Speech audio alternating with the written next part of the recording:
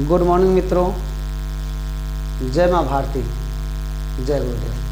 चलिए अपने गुरु का नाम लेकर मैं फिर से अगला वीडियो स्टार्ट करता हूँ, अगला लेक्चर स्टार्ट करता हूँ। लेक्चर अगला नहीं है, ये बस जो पिछला हम लोगों ने पढ़ा हैदर अली के बारे में, उसी का अगला पार्ट है। हैदर अली की उपलब्धियों को हम लोगों ने देखा, अब हम लोगों को देखना है हैदर अली के उत्तराधिकारी टीपू सुल्तान के बारे में। एक एक करके सब के बारे में पढ़ते हैं, फिर जो लास्ट वीडियो मैं बनाऊंगा उसमें सब का समरी एक साथ कर दूंगा। खैर, शुरू करते हैं हम लोग टीपू सुल्तान को। हम लोग का टॉपिक क्या होगा? हम लोगों का टॉपिक होगा टीपू सुल्तान और टीपू सुल्तान की विशेषता, विशेषताएं नहीं, उपलब्धियां। कि टीपू सुल्तान ने मैसूर को समृद्ध करने के लिए क्या किया या मैसूर के लिए क्या किया। तो देखिए, टीपू सुल्तान के बारे में जैसा कि पहले ही मैंने बता दिया है कि वह ऐसा शासक था जिसने पूरा ग्लोबल दृष्टिकोण रखा। इसकी चर्चा मैं आगे अच्छे से करूंगा। अभी ग्लोबल दृष्टिकोण करने का मतलब पूरा वैश्विक दृष्टिकोण। एक ऐसा शासक था, यह एक ऐसा शासक था जैसे हमने बताया था। यहीं पर तो था हमारा मैसूर, पिछले वीडियो में हम लोगों ने देखा था मैसूर। और ये था, मान लीजिए ये है ब्रिटेन, ये वेल्स है, ये वेल्स है, ये स्कॉटलैंड है। इंग्लैंड की संरचना के बारे में हम लोग पहले भी पढ़ चुके हैं। ये वेल्स, ये इंग्लैंड, ये स्कॉटलैंड।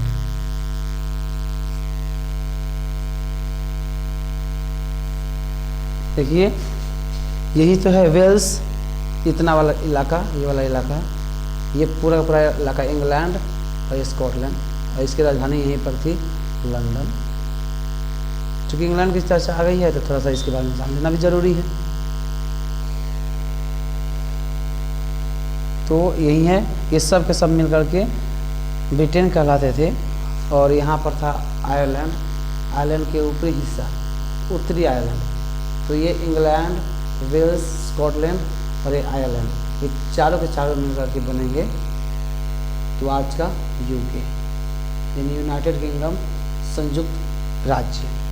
ये इंग्लैंड की संरचना है, इस समय हमें समझने की जरूरत है उतना। चलिए, तो मैसूर में ठहरा या टीपू सुल्तान।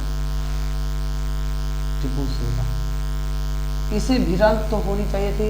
यहाँ पर आई हुई कंपनी, यहाँ पर मद्रास था और मद्रास में थी ब्रिटिश कंपनी या अंग्रेज कंपनी। तो अंग्रेज कंपनी से इसे टक्कर लेनी चाहिए थी या ब्रिटिश कंपनी निकली, इसे ब्रिटिश कंपनी से टक्कर लेनी चाहिए थी, लेकिन नहीं। इसका मानना था कि ब्रिटिश कंपनी को हरा करके उतनी लंबी सफलता नहीं मिलेगी जितनी कि पूरे ब्रिटिश साम्राज्य को हरा करके। क्योंकि ब्रिटिश कंपनी, एक कंपनी हारेगी अंग्रेज ब्रिटिश की तरफ से, फिर दूसरी कंपनी आएगी, तीसरी कंपनी आएगी। तो क्यों ना मैं पूरे ब्रिटिश साम्राज्य का ही अंत कर दूं, पूरे ब्रिटिश साम्राज्य का ही खात्मा कर दूं, ताकि इस तरह के ब्रिटिश कंपनियां फिर से पैदा ना ले। इसलिए टीपू सुल्तान ने पूरे विश्व स्तर पर इसे खेलना शुरू किया था। इस पूरी कहानी को हम लोग बाद में देखेंगे। मैंने सिर्फ टीपू सुल्तान के बारे में एक वैश्विक दृष्टिकोण किस तरह रखता था, इसके बारे में मैंने बताया। खैर, हम लोगों का टॉपिक है टीपू सुल्तान की उपलब्धियाँ। यहाँ पर उपलब्धियाँ, टीपू सुल्तान की उपलब्धियाँ। तो टीपू सुल्तान की उपलब्धियाँ कैसे थे समझेंगे। सबसे पहले इसने मैसूर के लिए क्या किया, कैसे अपना विकास किया, इसको देखेंगे। चलिए,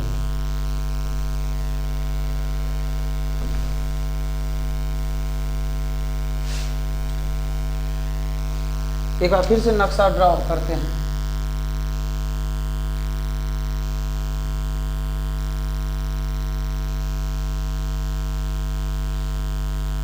ये भारत का नक्शा, यहाँ पर थे पोलीगार का तो खात्मा हो चुका है। यहाँ पे है त्रावणकोर,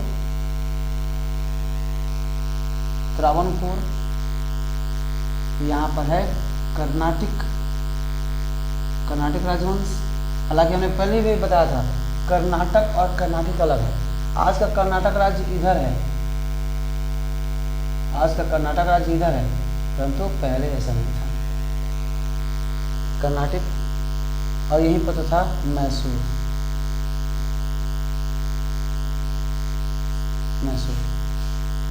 तो देखिए टीपू सुल्तान जानता था कि अगर पूरे ब्रिटेन को हराना है, पूरे ब्रिटेन को परास्त करना है, पूरे ब्रिटेन के साम्राज्य को परास्त करना है, ब्रिटेन है, तो सबसे पहले खुद को मजबूत करना होगा।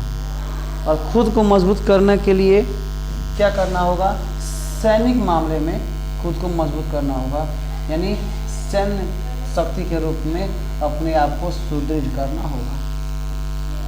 और सैन्य शक्ति तब तक मजबूत नहीं हो सकती जब तक यहाँ का राजस्व विकसित ना हो, राजस्व मजबूत ना हो।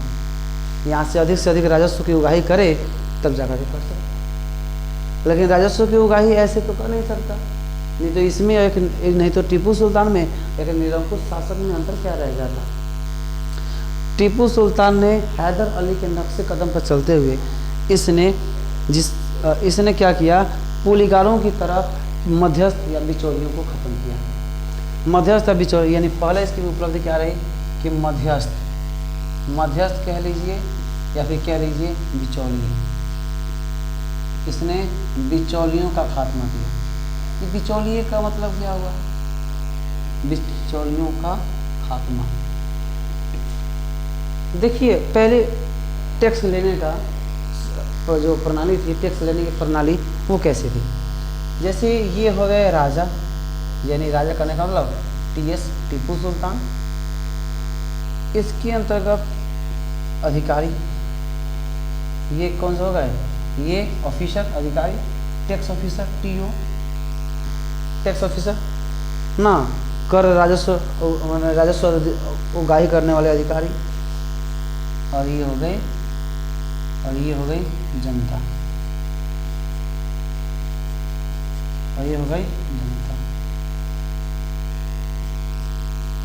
दे पा रहे हैं। तो टैक्स वसूला कैसे जाता था? ये अधिकारी इतने लोगों से टैक्स वसूलता, जैसे मान लीजिए टैक्स पूरे जितना अनाज उपजा उसका 6% लेता, 6% लेता इसके पास, और राजा को देता था 5%। ये अधिकारी भी कुछ ऐसे ही करता, यहाँ से लोगों से 6% का कर लेता। नहीं, अगर 100 रुपये लेना है तो उसका 6 रुपया ये लेता था और राजा को देता था 5 रुपये, टीपू सुल्तान को देता था 5 रुपये। ये भी वैसे ही करता था। रुपए में लेना तो ठीक है, कहीं अनाज में लेना है, 100 किलो अनाज का उत्पादन हुआ है तो उसमें से 6 किलो अनाज लेता था और सब राजा को देता था 5 किलो ही, 1 किलो अपने पास रखता था। अब जा सोचिए कि जनता के पास जा रहा है 6 किलो और राजा के पास पहुंच रहा है 5 किलो, तो बीच में ये जितने भी कर्मचारी थे सब 1-1 किलो खा गए कि नहीं खा गए? 6, 12, 6, 18 किलो जहाँ जाना था वहाँ पर 5, 10 और 5, 15 रुपये अनाज में बोले तो 15 किलो में जा रहे हैं। 3 किलो बीच का अनाज, सिर्फ इतना में ही 3 किलो अनाज बैठे बैठे खा गए कि नहीं खा गए? तो यही थे बिचौलिए, यही थे मध्यस्थ। टीपू सुल्तान ने क्या किया? इन्हीं का ही खात्मा कर दिया, इनको हटा दिया। कहा कि भाई अब कोई राजस्व अधिकारी नहीं होगा। चलिए मैं फिर से देख लूँ वीडियो रिकॉर्डिंग हो रहा है कि नहीं हो रहा। चलिए वीडियो रिकॉर्डिंग हो रहा है। तो टीपू सुल्तान ने क्या किया? इन बिचौलियों का ही खात्मा कर दिया और किसानों से, ये जो किसान थे इनसे सीधा संपर्क स्थापित किया, और सीधा संपर्क स्थापित किया तो क्या हुआ कि इसने बिचौलियों को खत्म कर दिया। इससे क्या हुई कि पूरा का पूरा अब हिस्सा टीपू सुल्तान को ही कर के रूप में मिलने लगा, तो बिचौलियों का खत्म किया। अब देखेंगे बिचौलियों का खत्म करने के लिए एक बार देखेंगे कि इसमें एक व्यक्ति आएंगे, एक विद्वान है, नाम है उनका बर्टिन। एक काम करते हैं, पहले इसे मिटा ही देते हैं।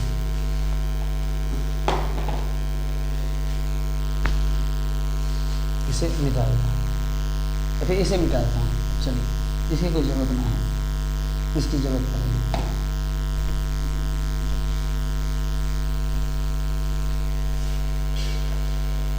देखिए, एक व्यक्ति हुए हैं, एक विद्वान बर्टेन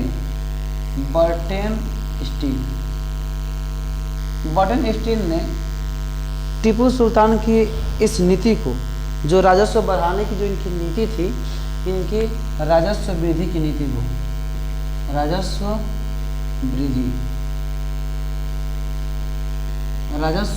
वृद्धि की नीति, इसको उन्होंने क्या कहा? उन्होंने कहा कि यह एक मिलिट्री फिजिकलिज्म है। अंग्रेजी में मैं समझते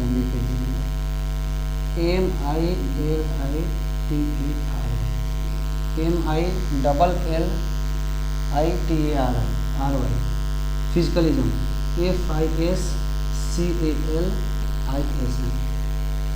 मिलिट्री फिजिकलिज्म। हिंदी में कहेंगे इसे सैन्य वित्तवाद। इसे सैन्य वित्तवाद कहा, सैन्य वित्तवाद या मिलिट्री फिजिकलिज्म। अब इसके अर्थ को समझ लेते हैं, क्यों इन्होंने मिलिट्री फिजिकलिज्म कहा। तो मिलिट्री फिजिकलिज्म कहने का अर्थ होता है कि आप राजस्व तो बढ़ा रहे हैं, परंतु राजस्व बढ़ाने का आपका मकसद ये नहीं है कि जनता का विकास हो। आपका मकसद ये है कि आप अपनी